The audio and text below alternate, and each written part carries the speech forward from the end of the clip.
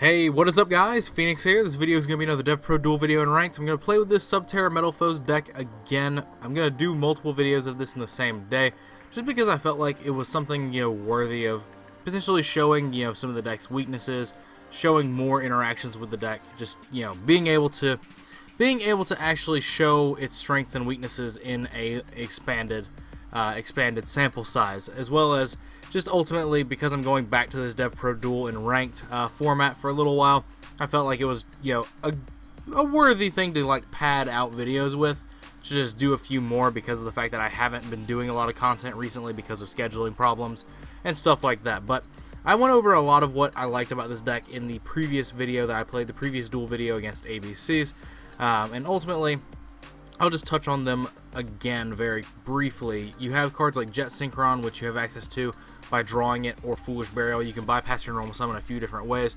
That gives you access into Cypher Lord Omega, which can reset the Jet Synchron for the rest of the game. You have access into Ignister because of Volflame. You have access into Trishula and Scarlight, which are why these are here. There are some people that I'm sure are going to be wondering about that, but the fact that I have one tuner that banishes itself, but I have 4 Synchros.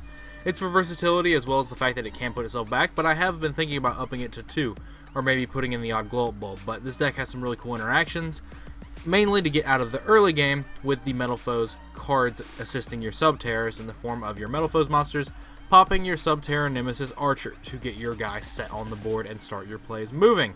Typically, you want to have a Stalagmo play to draw 2 cards and power into more cards. But essentially, it's basically whatever works. But you have Hidden Cities, Terraformings, and Archers to be additional copies of cards to be starter cards alongside your Metaloes monsters. It just seems pretty self-explanatory, and you definitely have the access to all of the Metaloes fusions to just be very powerful, as well as the game chunders along while you're playing flip-flop control. You're capable of doing a lot more in terms of being able to just play more Metaloes fusions per turn, and being able to do Mithrilium plays and Ori Hulk into Mithrilium plays. You're going to constantly be able to recycle your combination and your fusion off Mithrilium. You have Omega that can put your counter back in grave if you got access into Omega early enough. You can put your counter back into grave turn after turn to keep adding cards back to your hand. You can shuffle the counter back into the deck and reset it. There's multiple different interactions this deck has upon itself. The only problem and quip I have with it is the fact that it is rather slow. It is flip-flop control. But anyway, I'm not going to waste too much more time in this segment of the video because we're already at a 3-minute mark. So let's just jump straight into the game, shall we? Alright, so hopefully this one has a little bit more of a just overarching competence level than the previous one. Now we're back to the original problem of this deck. And that is that this deck has no 1-card starter. That is the biggest issue that I have with this deck, to be completely honest with you, is the fact that this deck has 0 1-card starters, literally 0 of them, that are archetype exclusive in the form of Subterrors. Now, this issue does kind of get alleviated a little bit in the future when we have access into the Eidolon Beasts, the Wind Fusion, specifically Riding. I think it comes out in Fusion Enforcers, I think. That specifically assists this deck a lot because it is a 1-card starter card. You can go instant fusion into these cards, and who is just spamming this this notifications feed? Well, let us mute that. I'm playing against Satellarknights, so that's going to be a bit of a something. Now the thing is that this can just get destroyed in battle, so it is effectively a starter card, but it is very slow, much like the rest of this deck, and that's something I don't like. It's definitely a better starter card than Nemesis Warrior ever was, because Nemesis Warrior always required you to have a way to bypass your normal summon, whereas this only requires your normal summon, but it requires an additional card to destroy it in the form of Metaloes, which I believe to be the most reliable way to do so.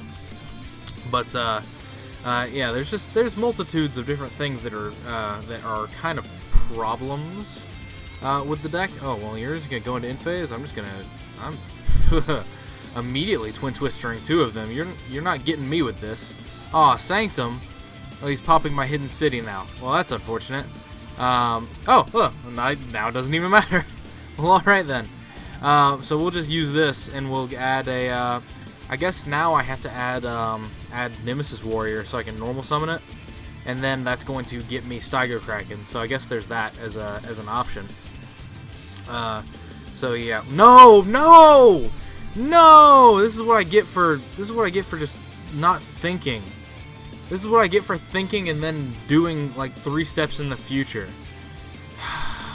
This is literally what I get for doing that.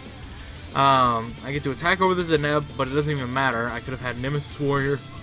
I could have tributed Warrior and the Nemesis Archer for the Steiger Kraken, flip that face down, flip special Stalagmo, special Umastrix, and it's not the best situation, but it definitely would have been better than it is now. Jesus Christ. We're already back to this nonsense of where I'm not feeling like there's any threat. Because I could have banished this Deneb. This could have been gone. This could have been 100% gone, but now I'm just sitting here dealing with it because of the fact that I'm a dingus. Because it would have literally been, I could have added Warrior, normaled it, special Steiger Kraken, flip Steiger Kraken down, special Umastrix, flip that down, special Stalagmo, flip that down, flip this face up with the Hidden City, banish the Deneb. Like it just could have been so much better than we are currently sitting.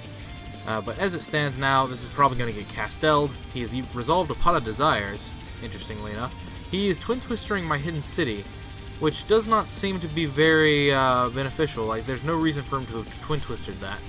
Honestly, I hope I get to punish him by just drawing another one. Alright, this is the new Satellarknight monster.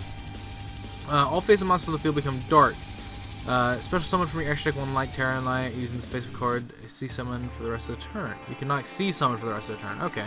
Okay, so that just makes 2 of them become Trevere. Okay. But you have to discard one, yes? What was this? And discard a card. Okay. Alright, well that seems pretty fine. The Trevere can get banished, depending on whether or not he has traps. That's actually really cool. I really like that card. That card seems pretty cool. It's not generic like Ptolemaeus was, so it just seems to solve a bit of the issues. Let's see. That is a Metaloes card, which means that we can actually potentially use this. Which means that we can actually try and do some things.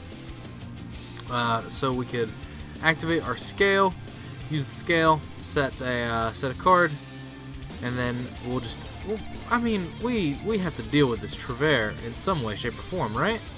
I think we have to. He doesn't have a Twin Twister, either that or he has a second one. I don't see the reason for him Twin Twistering the Hidden City that I had off the rip, and why is my frame rate all of a sudden chugging? That's interesting. But what I get here is I can get Counter. Counter is just the best card to have here because it's going to summon another Metaloes from deck. If he Treveres me again, it's going to do things like that. Now this could be telling over Alpha. That's going to suck if it is, but it doesn't look like it is, which is beneficial to a degree. Now I'm not going to be able to change the battle position of whatever I summon, so that has to be, well, I'm not going to be able to flip it to an attack position. So that has to be respected. And so what I need is I need to get something like this. Yeah, we'll just get this. We'll get this in face-up defense position. I'll be able to flip it face down, special my Steigo, then special my Umastrix, and then all should be right with the world. Maybe, I don't know. Depends on if he has something to answer this. Which, I mean, honestly, alphaing here would have been definitely better than alphaing the Archer, so I can see this being alpha. Because if he alpha'd Archer, he can't physically destroy the card, meaning because the card's in graveyard already, so he wouldn't draw a card. Whereas if he alphas this, then that means that it's very much likely going to be in his favor, because he's going to be able to get Trevere's effect. He's also going to be able to get a draw, and honestly, I don't think I have any foothold in this game, regardless of what happens, because of the fact that this is just bad on all accounts. This is just bad on multiple levels, and my frame rate is also just chugging. It's dropping down below 40. And that's the realm we don't want it to be in, is that we don't want it to go below 40. But so Steiger Kraken can get summoned. That means I can destroy this. This could be destroyed when this gets attacked into. It sucks that I don't have a Hidden City. I've gone through 2 of them. I think I still have a Terraforming and a Hidden City. Yeah, I do. So I do still have technically 3 copies I can draw into. So there is that. I've got Counter, which gives me more Metaloes monsters. Yeah, it's just not good for me, though. That's the thing. I'm playing flip-flop control at this point, and it's not good for me. Now, I did make a horrible mistake Okay, Call of the Haunted, meaning that he's going to be able to just trigger me again. He's trigger looping me, which means that that I'm basically out of this game because of the fact that my monsters require to be set. Big weakness number one. Your monsters have to be set. Without the hidden city, you have no way to proactively flip them face up. And that is something that I'm currently lacking, is one hidden city. Now, the thing is that he's going through a lot of cards, but if he makes Trevere, he's going to be able to reset the Call of the Haunted, so he's never going to be out of Altair's. Because it looks like I think he's already gone through, there's no way that that's not his last Altair. I refuse to believe that there's not an Altair in these 10 cards. I refuse to believe it.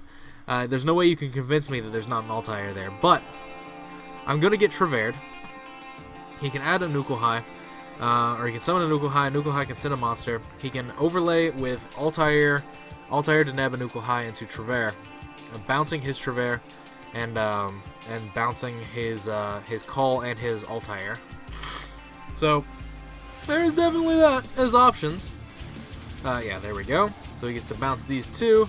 He gets to bounce the Trevere. There's 5 cards in hand now, so now he can use Trevere to snipe a card. And of course, it's going to be the scale.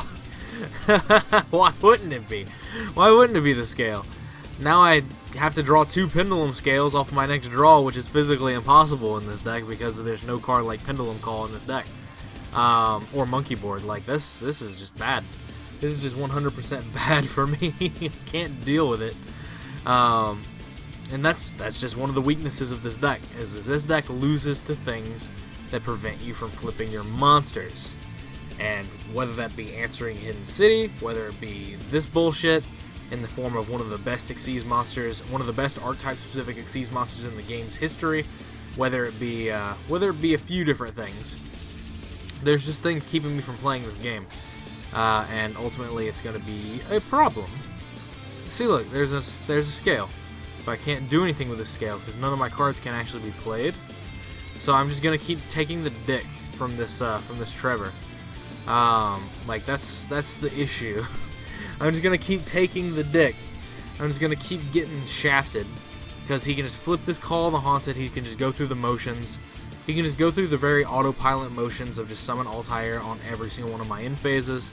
And it's just it's very cookie cutter from what happens here because he's got an Altair engrave off of this. No, he detached Deneb, which is 100% incorrect. 100% incorrect. In fact, it could not be more incorrect because you could have Altaired for the Vega.